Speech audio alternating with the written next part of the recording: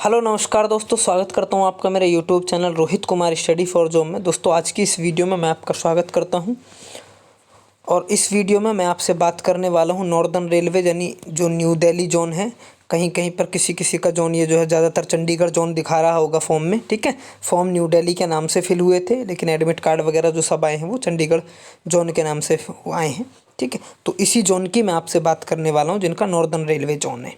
ठीक है, क्या क्या बात करने वाला हूँ इसमें मैं, कट ऑफ यानी जो आपकी फ़ाइनल कट ऑफ कितनी जाएगी, बिल्कुल सटीक विश्लेषण करके मैंने इसके बारे में एनालाइज़ किया है और इसको चेक करेंगे। अभी मैं बात बताऊंगा आपको ऑफिशियल डाटा की भी मैं यहाँ पर बात करूँगा, क्योंकि ऑफिशियल अपडेट जो भी मिला था उसके हिसाब से भी।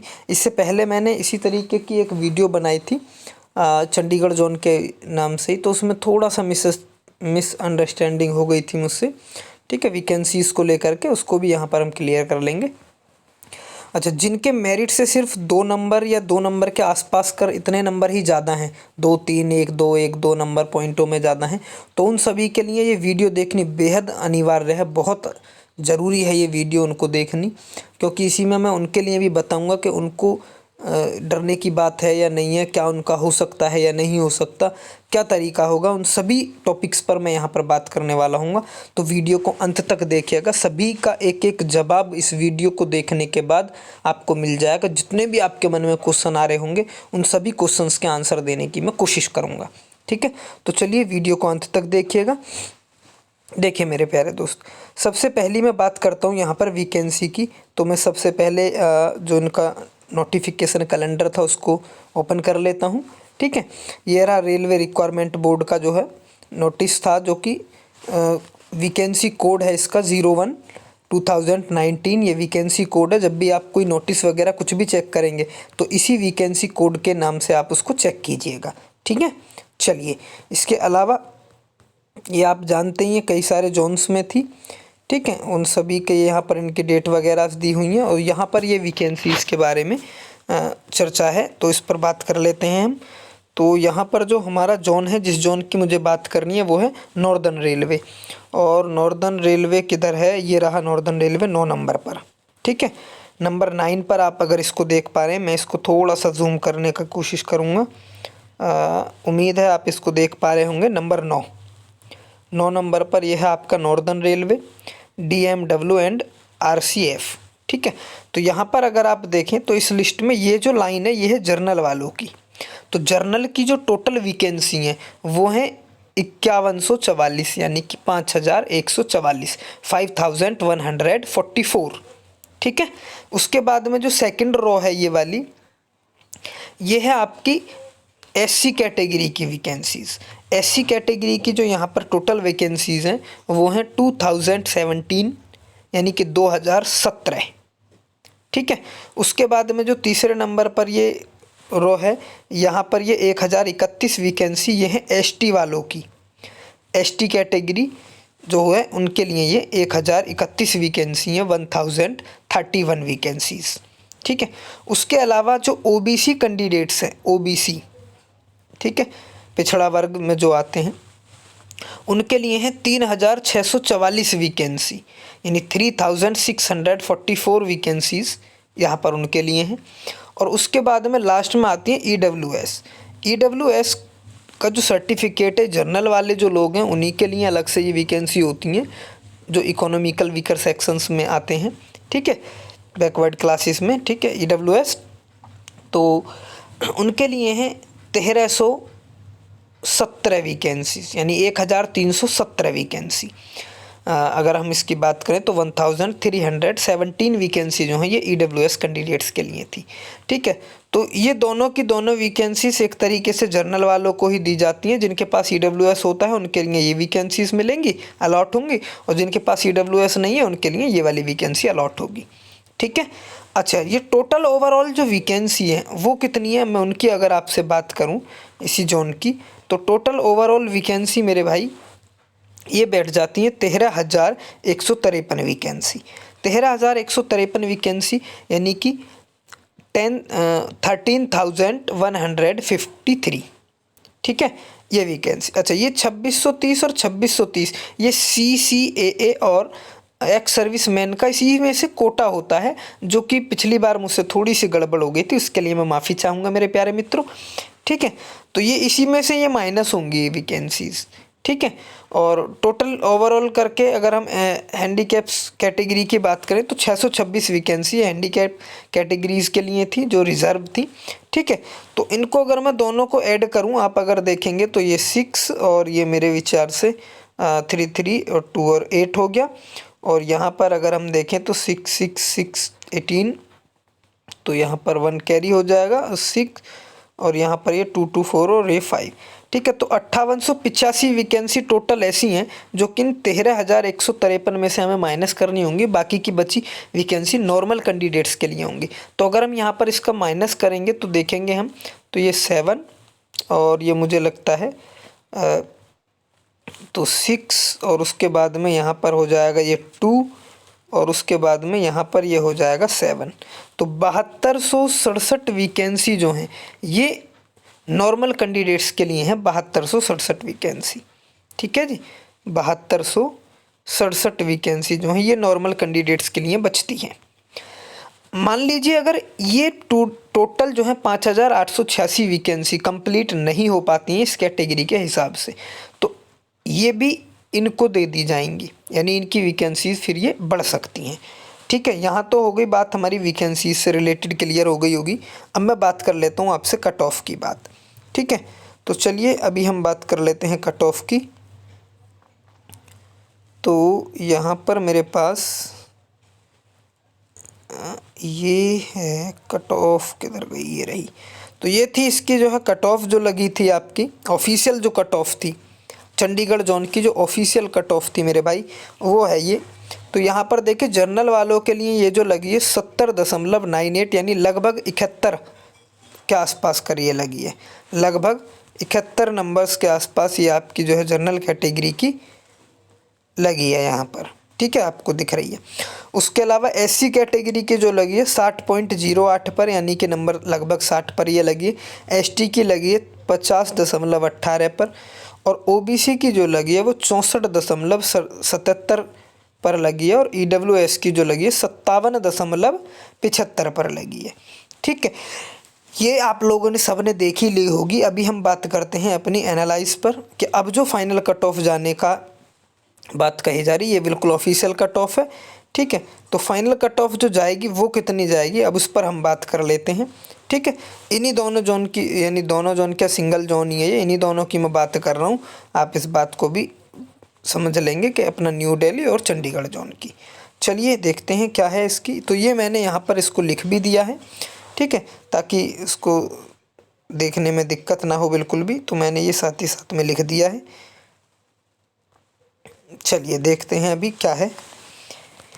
तो देखिए भाई यहाँ पर अगर आपको दिखाई दे रहा हो तो ठीक है, वरना मैं इसको कर लेता हूँ थोड़ा सा जूम, जिससे कि आपको अलग अलग कैटेगरीज़ की अलग अलग वैकेंसीज साफ तौर पर नज़र आएँ। तो मेरे प्यारे मित्र आप देखेंगे कि आपकी जो कट ऑफ थी वो लगी थी 70.98 पर। ठीक है जी, 70.98, ठीक है, 98 जो भी आप समझें, जनरल कैटेगरी की है ये। अब ये जो फाइनल कट ऑफ है इसकी कहाँ तक बढ़ सकती है, तो वैकेंसीज़ के हिसाब से, और इसी के हिसाब से देखिए ये जो मैंने बनाए हैं ये थोड़ा सा इस पर एनालाइज किया है। आपको मैंने एक वीडियो पहले भी बनाई होगी जो कि रेलवे की तरफ से ही ट्वीट आया था। उन्होंने कहा था कि जी हमें ना टोटल ओवरऑल जो है 35,070 लोगों को बुलाया था फिजिकल के लिए, लेकिन 29,885 लोग ही आए थे, और उसमें से भी जो पास हो पाए हैं वो 22,196 ही बच्चे पास हो पाए हैं। अब इनमें से भी आप जानते हैं कि एनटीपीसी का 3rd DV लिस्ट लग गई है, तो कुछ एनटीपीसी में भी चले जाएंगे, तो अभी भी जो बच्चे हैं वो कम ही पहुँचेंगे वहाँ पर। ठीक है, तो इसके हिसाब से ये जो मैंने आपका है आंकड़ा ये बनाया है। ठीक है,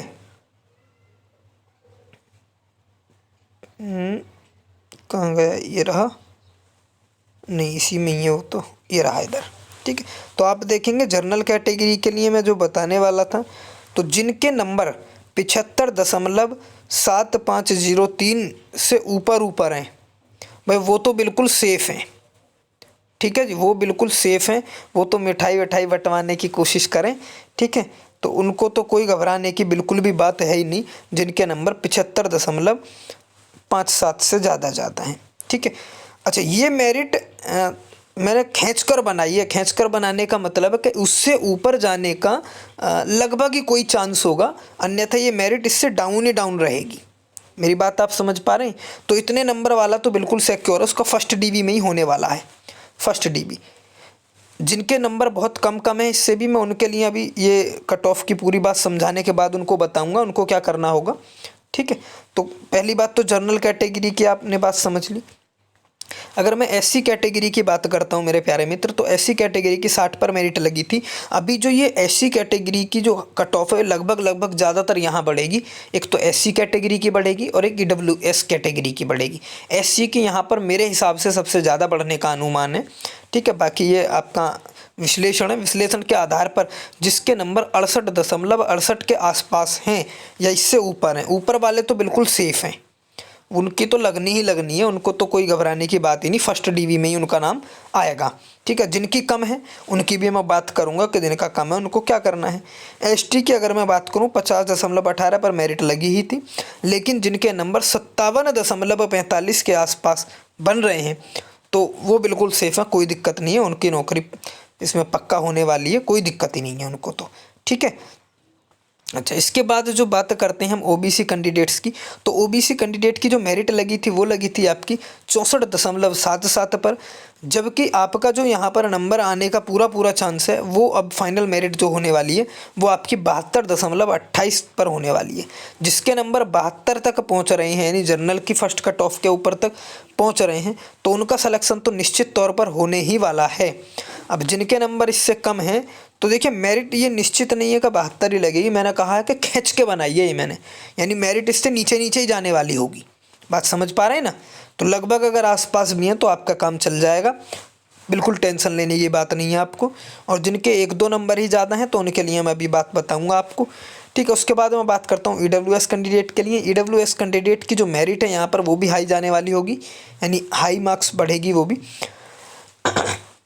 आप देखेंगे ये है आपका जो 57.75 पर इसकी मेरिट लगी थी, लेकिन अभी इसके बढ़ने के जो चांसेस हैं वो करीब करीब मुझे लगता है कि करीब करीब 8-9 नंबर के आसपास तक ये बढ़ेगी। 8 नंबर तक तो मेरा पूरा वो है एनालाइज है।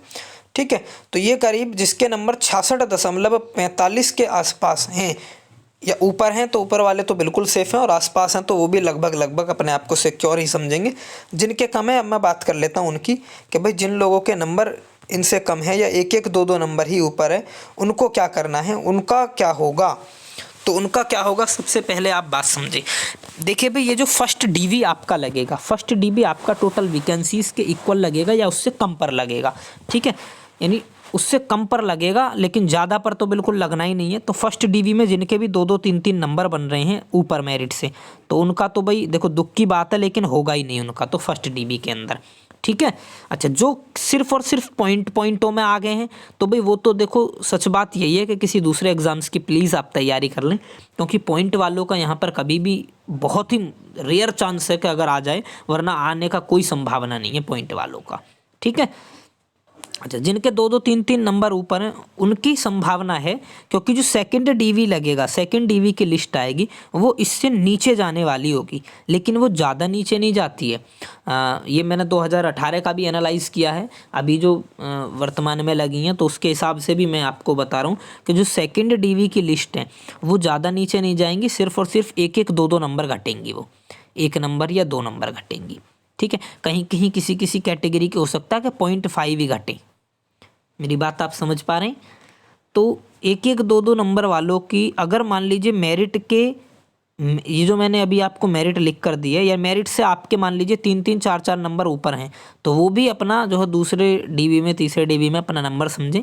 ठीक है। जनरल कैटेगरी में 2 नंबर भी अगर किसी के ऊपर है ना, तो वो भी अपना नंबर समझें, उनका सेकेंड डीवी या फिर थर्ड डीवी में पक्का हो जाएगा। अच्छा, एक और बता दूँ आपको कितनी लिस्ट लगेंगी डीवी की, कब तक आप इंतज़ार करें, कब तक आप इंतज़ार करेंगे, वेटिंग करेंगे, तो उसके लिए बता दूं वो डिपेंड करता है नंबर ऑफ़ वैकेंसीज़ पर। जब तक इनकी वैकेंसी फुल नहीं हो जाएंगी तब तक ये लिस्ट लगाते रहेंगे। कहीं कहीं पर आपने देखा होगा 2018 में 6-6 7-7 मेरिट बनी है, बात समझ पा रहे हैं मेरी। और कहीं कहीं पर सिर्फ एक ही बनकर दूसरी बनी ही नहीं, तो वो डिपेंड करता है नंबर ऑफ वैकेंसीज फिल होने पर। ठीक है, इस बार जो चांस है, क्योंकि एक वैकेंसीज अभी ऑलरेडी चल रही है, तो इस हिसाब से कम से भी कम 3 डीवी तो यहाँ पर लगने ही लगने हैं। ये पूरा पूरा मेरा आंकड़ा है। ठीक है, तो 3 डीवी लगेंगे। अगर 3 डीवी लगते हैं तो तीसरे डीवी में जिनके 2-2 नंबर ऊपर है ना, 2 नंबर 3 नंबर ऊपर है, उन सभी का इस थर्ड डीवी में आने वाले चांस है। और जो भाई बिल्कुल 2 नंबर से भी नीचे है ना, तो उनका थोड़ा सा मुश्किल चांस है मेरे भाइयों। ये दुख की बात है, लेकिन ये बिल्कुल सच्चाई भी है। गुमराह नहीं करेंगे आपको, बिल्कुल सही बात बताएंगे। तो उम्मीद है वीडियो आपको पसंद आई होगी। अगर आप चंडीगढ़ जोन से हैं तो पल पल की अपडेट जानने के लिए चैनल को सब्सक्राइब कर लीजिएगा। धन्यवाद मेरे प्यारे मित्रों।